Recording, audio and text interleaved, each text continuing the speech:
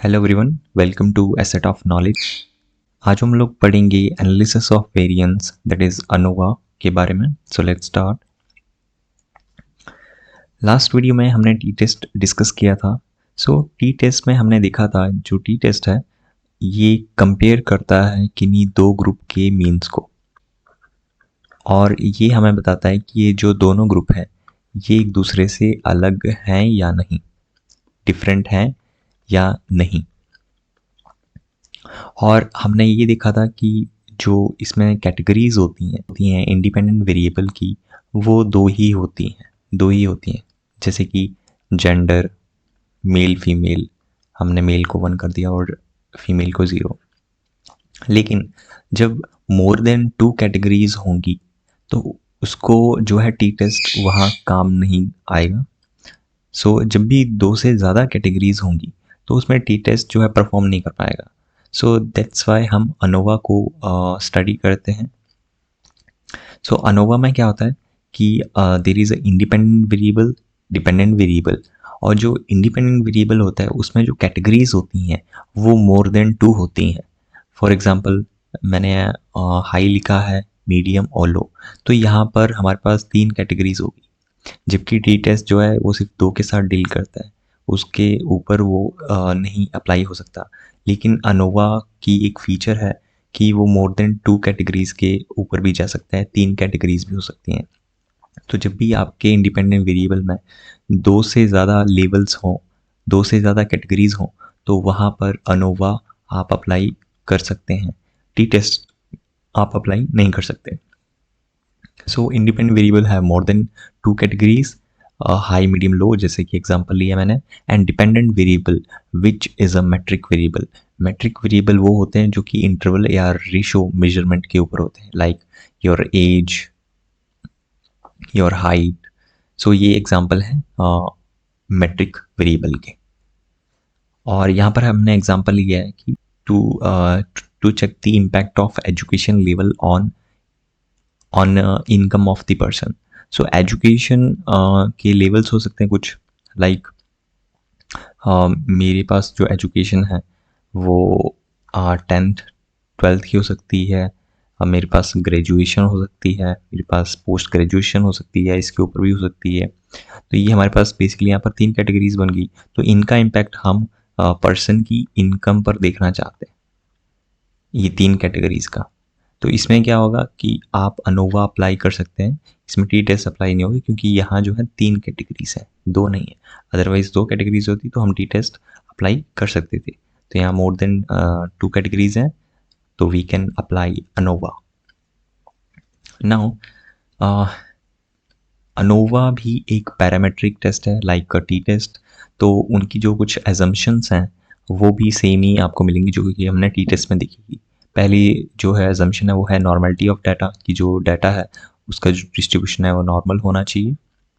Second, homogeneity of variance, जो कि हमने टी टेस्ट में देखा था कि जो वेरिएंस है दोनों ग्रुप का, ग्रुप 1, ग्रुप 2, ग्रुप 3, इनका जो वेरिएंस होगा वो सेम होना चाहिए, वो सेम होना चाहिए, जैसे कि हमने टी टेस्ट में देखा था। ये सेकंड कंडीशन है। और थर्ड है ऑब्जर्वेशन शुड बी इंडिपेंडेंट, कि जो ऑब्जर्वेशन हम रिकॉर्ड कर रहे हैं वो इंडिपेंडेंट होनी चाहिए, वो एक दूसरे को इन्फ्लुएंस नहीं करनी चाहिए, एक दूसरे को वो इन्फ्लुएंस नहीं होनी चाहिए एक दूसरे से। एंड उसके बाद जो डिपेंडेंट वेरिएबल होगा वो शुड बी मैट्रिक। जैसे कि मैंने आपको बताया कि अगर हम एजुकेशन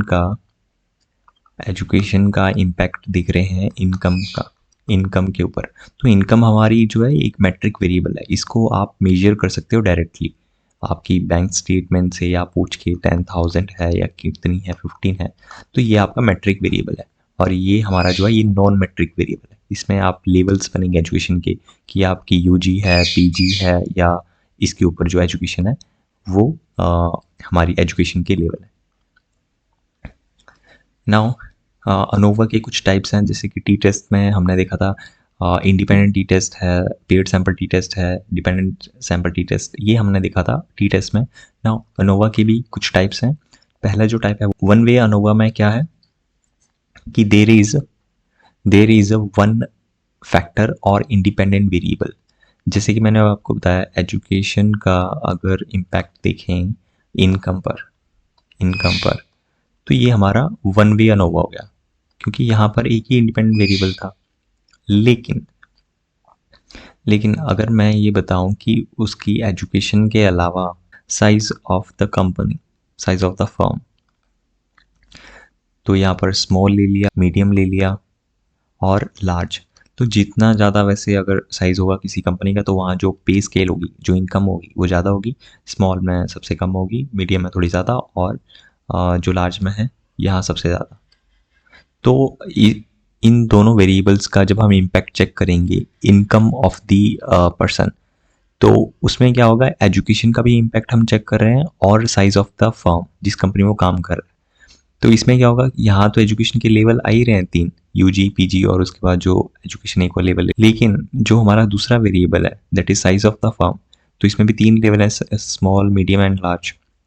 तो इस केस में हम वन वे अनोवा ना करते हुए अप्लाई, इसमें हम एन वे अनोवा, क्योंकि यहाँ more than one independent variable है। एजुकेशन के अलावा हम साइज ऑफ द फर्म भी ले रहे हैं, जिसे एजुकेशन के अलावा हम साइज ऑफ द फर्म ले रहे हैं, तो यहाँ एक से ज़्यादा इंडिपेंडेंट वेरिएबल हो गए, तो इसे हम कहेंगे एन वे अनोवा, जहाँ पर more than one independent variable हो।